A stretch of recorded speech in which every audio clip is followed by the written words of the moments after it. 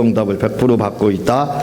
이 책에 몇 페이지냐면 163페이지 천사에 대한 부분 이렇게 계속 나가고 있는데, 두 번째 보면은 돕는 천사의 도움을 받자 하는 부분에서 우리가 163페이지 마치 우리를 섬길 때 이 부분을 나가지 못했는데, 이 부분을 163페이지 이 부분을 나가도록 하겠습니다. 나가기 전에 오늘 제가 본문 말씀으로 읽은 사도행전 1장 1절부터 8절 말씀을 가지고 잠깐 말씀을 드린 후에 본문 말씀 나가도록 이렇게 하겠습니다. 제가 그 말씀을 여러분들에게 드렸을 겁니다. 기차가 오려면 기차가 공중부양에서 오는 경우는 거의 없어요. 기차는 반드시 지하철이든 무슨 기차든 간에 KTX든 간에 무궁화호든지 간에 내일을 타고 기차가 옵니다. 마찬가지로 성령이 우리에게 임할 때도 성령도 내일을 타고 우리 영혼에 임해요. 그냥 영혼 속에 오는 것이 아닙니다. 육체라는 내일을 타고 오는 거예요. 그 육체를 다른 말로 감정이라 이렇게 말씀을 드렸죠. 감정. 그러니까 우리가 기도를 할 때 두 가지를 해야 됩니다. 몸을 흔들면서 또 감정적인 눈물이라든가 또는 어떤 간절한 기도, 소리를 지르면서 한다든가 하는 이런 기도를 해야 되는 겁니다. 왜? 그것이 바로 육체예요. 그 내일을 타고 오는 것입니다. 그걸 통해서 우리 영혼 속에 성령이 임하게 돼요. 사도행전 2장 17절에 보면요, 하나님이 말씀하시기를 말세에 내가 내 영을, 성령을, 내 영을 모든 육체에 부어주니. 봐봐요, 이게 참 신기합니다. 그러면서요, 너희의 자녀들은 예언할 것이요 너희 젊은이들은 환상을 보고 너희 늙은이들은 꿈을 꿀. 성령이 임하면 자녀들은 예언하고 젊은이들은 환상 보고 늙은이들은 꿈을 꾸신다, 꿈을 꾼다 이렇게 하고 있는데, 내 영, 성령이 어디에요? 우리는 영혼에 부어주리니 이렇게 알고 있는데 그렇지 않다 이거예요. 봐봐요, 내 영을 내 모든 육체에 부어주니, 육체에 부어준다고 이렇게 나오고 있습니다. 이게 중요한 거예요. 자, 그런데 로마서 8장 9절에 보면 만일 너희 속에 하나님의 영이 거하시면, 우리 속에, 우리 육체라는 성전 그 속에 하나님의 영이 거하시면 너희는 너희가 육신에 있지 않냐고 영에 있나니. 너희가 육신에 있지 않고 영에 있나니. 이렇게 누구든지 그리스도의 영이 없으면 그리스도의 사람이 아니라, 이렇게 너희의 육신에 있지 않냐고 거하시면 너희의 육신에 있지 않냐고 영에 있나니. 우리 영에 성령님이 계시다는 게 자정하고요. 성령님은 우리 영에 계시는 분입니다. 그런데 뭐예요? 육체라는 내일을 타고 오시는 거예요. 육체라는 내일. 그래서 육체에 부어준다는 거예요. 이게 도대체 풀리지 않는 말씀입니다. 사람들은 다 성령님이 우리 영혼에 거한다, 그것만 알고 있어요. 맞아요, 영혼에 거합니다. 거할 자정하시는 것. 그런데 성령이 임하는 과정에서는 모든 육체에 부어진다. 사도행전 2장 17절 말씀하고, 내가 말하는 게 아니에요. 내 말이 아니에요. 성경 말씀이 그렇게 말을 하고 있습니다. 이거 사도행전 2장 17절은 뭐예요? 성령이 처음 임했을 때 이야기입니다. 베드로가 하는 설교잖아요. 성령이 어떻게 임했는지에 대한 설명을 무리들에게 지금 하고 있는 말씀이잖아요. 그래서 내 영을 모든 육체가 사록스 말 그대로 육체입니다. 육체. 영이 아니에요. 푸니마 영이 아니에요. 육체에 부어진다는 겁니다. 부어주리니 이렇게 말씀하고 있어요. 육체를 통해서, 육체라는 우리의 내일을 통해서 성령님이 임하는 거예요. 우리가 그래서 요제기도라고 하죠. 막 손을 흔들고 몸을 흔드는 기도, 이걸 요제기도라고 합니다. 이런 요제기도와 더불어 감정이 들어가야 돼요. 감정이입이. 하나님 저에게 성령을 좀, 이런 식으로 감정 넣는 방법에 대해서 말씀을 먼저 드렸잖아요. 그렇게 할 때 성령이 바로 육체를 통해서, 육체라는 내일을 통해서 우리의 영혼 속에 자정에 계시는 것입니다. 이렇게 우리는 성경의 말씀이 내 생각하고 다르다고 하더라도 성경 말씀이 그것이 본질입니다. 그게 진리고 그게 정답이에요. 근데 우리는 그렇지 않아요. 여러분, 우리가 생각하기에는 모든 사람이 성경 말씀 믿는 것으로 성도들, 목사님들 그렇게 생각하지? 아닙니다. 안 믿어요. 자기의 이 각인이라고 그래요. 각인. 조각할 때 글을 쓰잖아요. 조각칼로. 그걸 각인이라고 그래요. 광개토 대왕비가 지금부터 1600년인가 700년 전에 광개토 대왕비를 새겼어요. 근데 그 대왕비가 지금까지 있습니다. 글씨가. 왜? 어디다 썼어요? 종이에다 썼으면 아마 분실됐을 수도 있을 거예요. 그걸 돌에다가 돌에다 각인시켜버렸어요. 돌에다 칼로다 정으로다 찍어가지고 글씨로 썼어요. 그러니까 1600년이 가도 그 글씨가 그대로 존재해요. 이게 각인입니다. 각인. 각인이라는 것은 다른 말로 말씀드리면, 쉽게 우리말로 드리면 찍혔다 그 말입니다. 그 말이에요. 당신 누구한테 찍혔어. 그렇게 말하잖아요. 찍힌 거예요. 한번 찍히면 각인된 겁니다. 그것들은 돌에다 새긴 거예요. 1600만 년이 지나도 그게 지워지지 않아요. 그래서 각인이 무서운 겁니다. 이 각인을 다른 말로 뭐라고 하냐, 고정관념 이렇게 하는 거예요. 고정관념. 그래서 이 고정관념 깨는 것이 하늘의 별 따기보다 힘들어요. 사람이 한번 고정관념에 딱 사로잡혀 있잖아요. 절대로 거기 다람쥐 쳇바퀴입니다. 거기에서 벗어나지 못해요. 그걸 깬다는 건, 스스로 깬다는 건 거의 불가능해요. 거의 불가능해요. 그래서 고정관념이 굉장히 무서운 겁니다. 그런데 바로요, 무슨 말이냐면, 하나님의 말씀도, 하나님이 육체 성령을 부어준다 그러면 그건 뭐예요? 하나님의 말씀이 고정관념이 돼야 돼요. 그게 각인이 돼야 됩니다. 그 하나님의 말씀에 그렇게 찍혀야 돼요. 이게 중요한 겁니다. 하나님의 말씀이 그렇다 그러면 우리는 내 고집을 버려야 돼요. 그런데요, 사람들은, 성도들, 목사님도 할 것 없이 그렇지 않습니다. 자기 생각하고 자기 생각이 맞다고 그러면요, 하나님의 말씀이 이렇게 해도 틀렸다고 합니다. 무슨 똥배예요, 무슨 똥꼬집이요. 그게 안 그런 줄 알죠? 저는 많은 목사님들을 이렇게 대하면서 수도 없이 그걸 봤습니다. 아무리 성경 말씀을 놓고 이야기해도 안 믿어요. 그렇지 않다는 겁니다. 그래서 제가 원어에 손을 댄 거예요. 헬라어에 손을 댄 겁니다. 봐라, 헬라어 단어조차도 이렇게 됐다. 그래도 안 믿는 게 사람이에요. 난 그런 부분들이 참 이해가 안 돼요. 이해가 안 됩니다. 이 고정관념, 이 각인이요, 좋은 것으로, 나쁜 것으로 찍히면 그 상태로 계속 있는 거예요. 죽을 때까지. 그런데 이 고정관념이 각인된다는 것이 좋은 것으로 찍히잖아요. 좋은 것으로 이 꽂힌다든가 찍히게 되면, 다시 말하면 좋은 것이 하나님 말씀을 그대로 그냥 믿는 거. 내가 알고 있었던 것이 성경 말씀이 이렇게 됐다고, 내가 틀렸다, 이렇게 해서 하나님의 말씀을 고정관념으로 이렇게 하나님의 말씀을 찍는다든가 찍힌다든가, 하나님 말씀이 각인이 되면요, 그 사람은 신앙생활이 화려합니다. 계속 하나님 말씀을 순종하게 돼요. 근데 하나님의 말씀을 안 믿고 자기 틀 안에, 자기 범주 안에 넣고 하나님의 말씀도 자기 잣대로 돼버려요. 그래서 내 생각이 맞지 않으면 하나님 말씀이 틀리다는 겁니다. 그런 일이 어디 있습니까? 그런 숱합니다. 성도들도 그렇고 목사님들도 그래요. 이게 참 세상 말로 말씀 들으면 어떤 때는 환장할 일이에요. 왜? 하나님도 틀렸다는 거예요. 하나님이 자기가 맞다는 겁니다. 이게 참 무슨 일인지 알지 못하겠지만 그런 일들이 너무 많아요. 그래서 우리가 성경을 읽을 때도요, 성경에 귀신이 있다 나오잖아요. 수도 없이 나와요. 그래서 성경이 아이에게 귀신이 들어가서 해서 그 같이 읽어요. 성령 귀신이 들어갔다. 물어봅니다. 귀신이 있습니까? 없습니까? 방금 읽고 나서도 없어요, 이렇게 대답해요. 그런 일들이 너무 많다는 거예요. 우리가 지금 제가 이렇게 말하는 것들이 여러분들 잘 납득이 안 되죠. 많은 사람을 만나봤어요. 그런 일들이 너무 많아서 하나님의 말씀 아예 안 믿기로 작정을 했습니다. 하나님도 틀렸다고 하는 바리새인들 같은 사람들이 얼마나 많은지 몰라요. 참 답답한 일이죠. 그런데 그보다 더 무서운 게 있어요.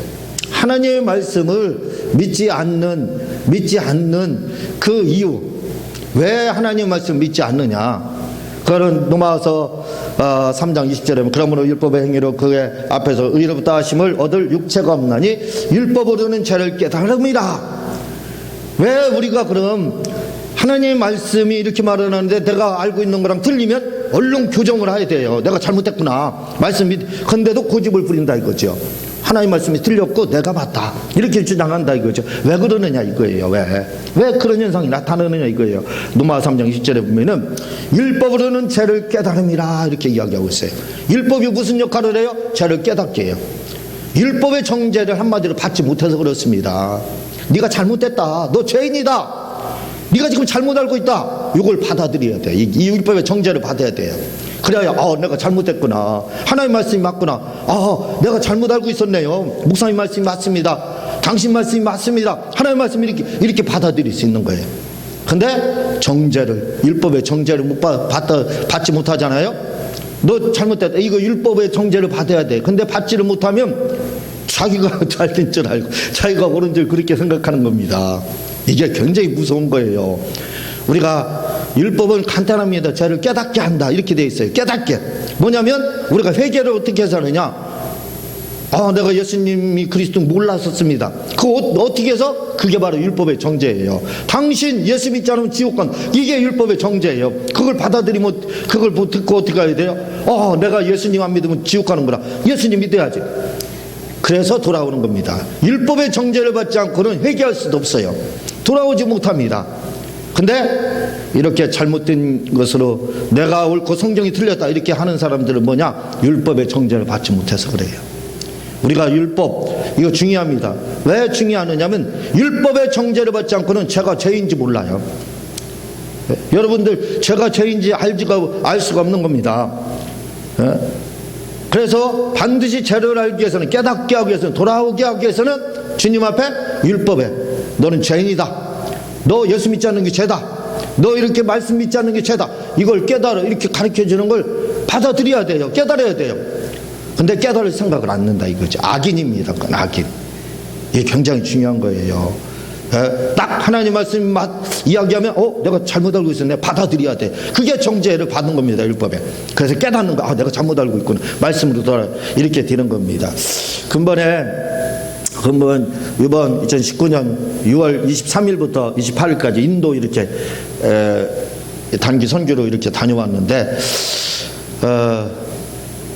우리가 처음에 빈민가라고 합니다. 슬럼가, 빈민가예요. 거기 노이다교회와 다드릭교회 이렇게 다녀왔고, 첫째 날, 두 번째 노이다교회 다녀왔고, 세 번째 날은 기차를 타고 5시간 가서 까꾸담, 거기서 청년 집회하고, 그 다음 날은 이제 오는 날인데, 그 까꾸담 거기에 청년 집회하는데 거기에 신학교도예요. 그래서 신학생들 18명 있었는데 그 신학생들 졸업하는 날입니다. 졸업식 있는 날이에요. 그래서 천주교, 거기는 아직 강단이 잘 돼 있지 않기 때문에 천주교회를 이렇게 빌려가지고 거기서 졸업식을 이렇게 이제 하고, 우리가 다시 5시간 기차 타고, 그리고 또 택시 타고 뉴델리 공항에 가서 이렇게 새벽 0시 50분 비행기 타고 돌아왔습니다. 금요일날. 거기 인도에 가서 여러 가지 많이 느꼈는데, 그 중에서 좀 막 뿌듯한 게 있었어요. 뭐냐면 현대차가 얼마나 많이 보이는지 몰라요. 중국에 가면 현대차 보기가 참 하늘의 별 따기예요. 돋보기 가지고 봐야 이게 현대차가 보일까 말까거든요. 근데 인도의 90%는 일본 차입니다.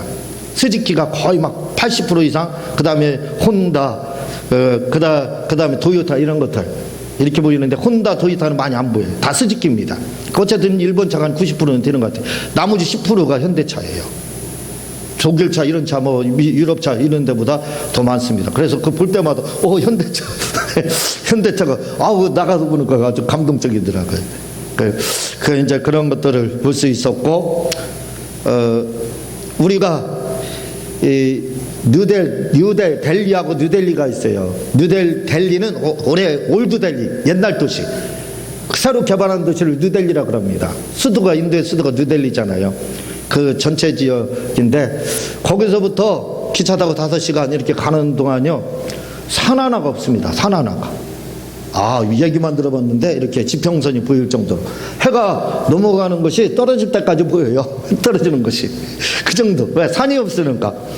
그러니 이제 것도 받고, 그리고 또 그 뉴델리에서 내려가지고 우리 숙소까지 이렇게 가게 되는데, 게스트하우스죠. 거기까지 이렇게 가게 되는데 1시간 넘게 택시를 타고 가는데 아주 이상한 냄새가 나는 겁니다. 시궁창 목성 그런 냄새가 나요. 그래서 계속 나는 거예요. 그래서 위에 물어봤더니 그게 향냄새라네요. 향냄새. 그 냄새가 굉장히 안 좋고 역겹더라고요. 그렇게 이제 그런 냄새를 이렇게 맡아봤고, 또, 막, 거기는 이 신호를 발견하는데 뉴델리 외에는 신호가 없어요. 나머지 지역은 신호가 없습니다. 그리고 우리나라는 역주행하면 큰일 나잖아요.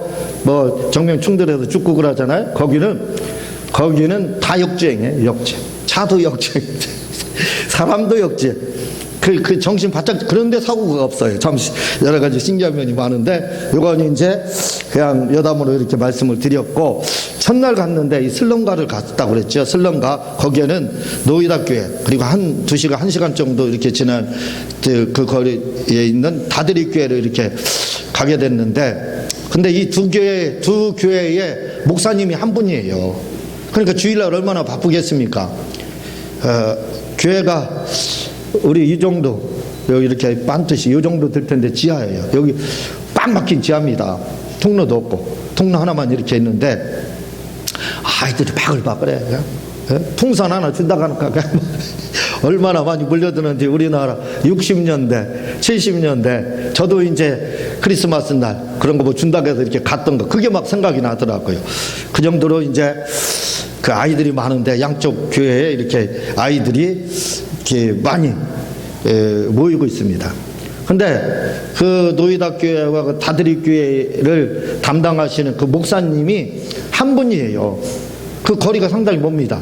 근데 주일 예배를 다드리 교회에서 드리고 나서 오토바이 타고 노이다 교회까지 가는데, 오토바이를 타는데 사모님 태우지 자식이 2명이 있대요. 4명이 타고 가는 거예요. 그러다가 사고 나가지고 다치기도 하고, 그래서 차 좀 구했으면 좋겠다. 이제 그게 기도 제목이네. 반 정도 자기가 돈을 준비를 했다는 겁니다. 그리고 이제 반 정도 이렇게 남았다고 그러는데, 그래도 얼마 전에 또 사고가 났대요. 한 번 사고 나서 이쪽 다치고, 한 번 사고 나서 이쪽을 다쳤대요. 그래서 2번 사고가 이렇게 났다고 그래서, 저에게 막 감동이 오는 거예요. 그래서 왜 감동이, 어떤 분들은 제가 이렇게 드린다고 하니까, 제가 이 감정에 의해서 막 이렇게 움직이는 그런 사람인 줄도 이렇게 어떤 분들은 착각하지 않았나 하는 생각이 드는데, 근데 그렇지 않았습니다. 왜냐하면 저는 이런 생각이 들었어요. 그래서 50만 원을 제가 헌금을 하고 왔습니다. 그날 20만 원 드리고 30만 원 오자마자 주식을 제가 한 주 가지고 있었는데 팔고, 그리고 또 돈이 있던 거 해가지고 30만 원을 보내, 총 50만 원을 헌금을 했어요. 그 돈이면 거기서 또 몇 분이 10만 원인가 20만 원 이렇게 하신 분이 있어요. 그거 합하면 차를 구매를 할 수 있다는 거예요. 구입을.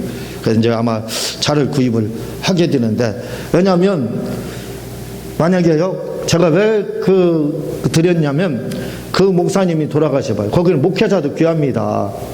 그러니까 그 목사님 돌아가시면 한 200명 되는 아이들, 이쪽 교회, 저쪽에 한 100여 명 되는 아이들, 그 아이들 다 어떻게 되겠어요? 그 영혼들. 아이들뿐만 아니라 거기에는 어른들도 다 포함되어 있어요. 한 40%는 어른들이거든요. 근데 그분들 영혼 누가 책임져요? 그런 생각이 막 드는 겁니다. 또 한 가지는 뭐냐면, 만약에 오토바이 타고 가다가 목사님인 아빠가 죽어봐요.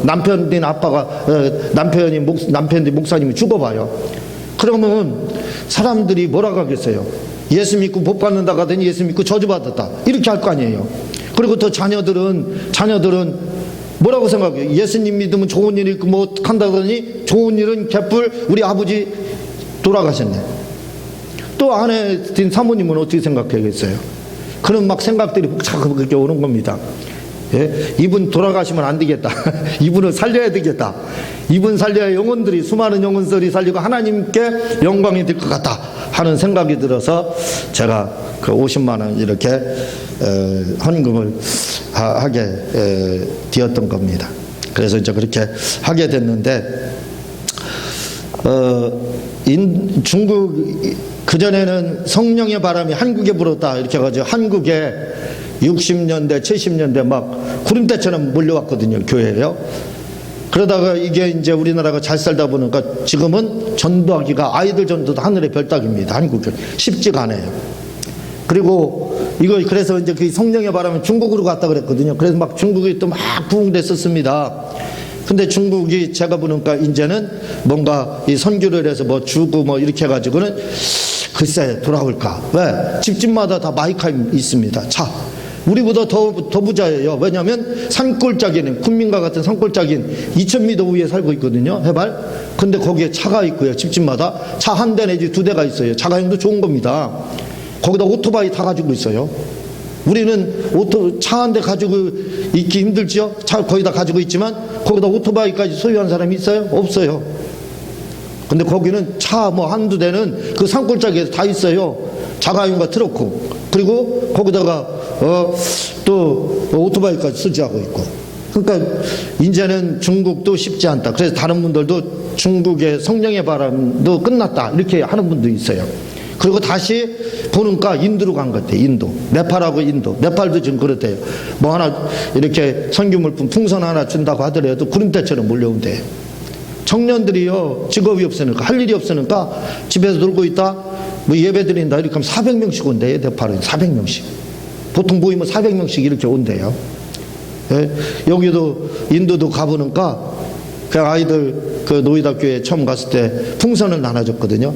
그 풍선이 뭔지 하나 받고 숨겨요. 그래서 또 하나 달라고 또 숨기고. 아주 풍선 준다 그러니까 하루 더 처음엔 조금 오더니 그 다음부터 계속 오는 거예요. 소문이 나가지고. 세상에.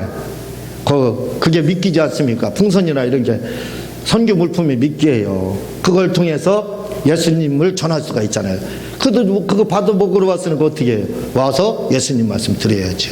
제가 잘은 모르지만 이번에 우리를 이끌어줬던 그 선교사님, 부 선교사님인데 그분들이 7개 교회를 담임 목사지요. 마라나타 무슨 노이다 마라나타 교회, 다들이 마라나타 교회, 까꾸담 그 신학교 거기도 마라나타 신학교 이렇게 마라나타 교회거든요. 그래서 다 지교회처럼 이렇게 하고 있는데 신학교 2군데를 하고 교회가 한 7개, 그러니까 총 9개래지 10군데를 이렇게 그 목사님을 순회하면서 이렇게 복음을 전하고 있는데 사모님하고 가만히 얘기를 들어봤어요. 어떻게 하나. 그랬더니 이렇게 하시더라고. 뭐 어떻게 하냐면 10만 원씩을 선교를 해준대요. 각 교회 이렇게.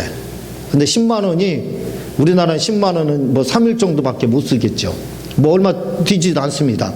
근데 거기는 10만 원이 한 달을 사용할 수 있는 돈이라고 하더라고요. 우리나라 돈 10만 원이 거기 돈이 20만 원이 드는데 한 달을 쓸 수 있대요. 교회를 운영할 수 있대요. 그러니까 우리가 10만 원씩을 이렇게 선교비를 줄 테니까 너희들은 우리한테 배워라. 거기 목사님들은 그냥 정규 신학도 나오지 못하고 그런 상태입니다. 그러니까 와서 교육을 받고 우리가 가르치는 대로 해라 해가지고 해서 아마 그렇게 운영을 하고 있는 것 같더라고요. 그래서 참 좋은 생각이다 하는 생각을 이렇게 가졌는데 어쨌든 근본에 또 가서 이렇게 많은 은혜를 또 체험했고 현장을 볼 수 있었고, 그리고 또 무엇보다도 또 제가 인도하는 집회에서 많은 막 성령이 강하게 역사하는 것을 체험하고, 제가 인도하다가 워낙 성령이 강하게 임해서 제가 막 졸도할 것 같더라고요. 입시인에 들어갈 것 같아서 막 절제할 정도였습니다. 그리고 숙소에 들어와서 목욕을 샤워를 했는데도 손이 얼마나 뜨거운지 불덩이였어요, 한동안. 그렇게 막 성령이 강하게 역사하는 것을 이렇게 체험을 할 수 있게 됐습니다. 시간은 조금 됐지만 그래도 천사에 대한 부분 잠깐 이렇게 여기 다음에 나가도록 그렇게 하겠습니다. 다음에 나가도록 하고, 어쨌든 우리가 그렇게 구름대처럼 몰려오는 그 영혼들 살리는 일에 선교에 좀 더 박차를 가야 되지 않을까, 그런 생각을 갖게 됩니다. 이 시간 우리 선교를 위해서, 세계 선교를 위해서 주여 세 번 하고 통성으로 기도하는 시간 갖도록 하겠습니다.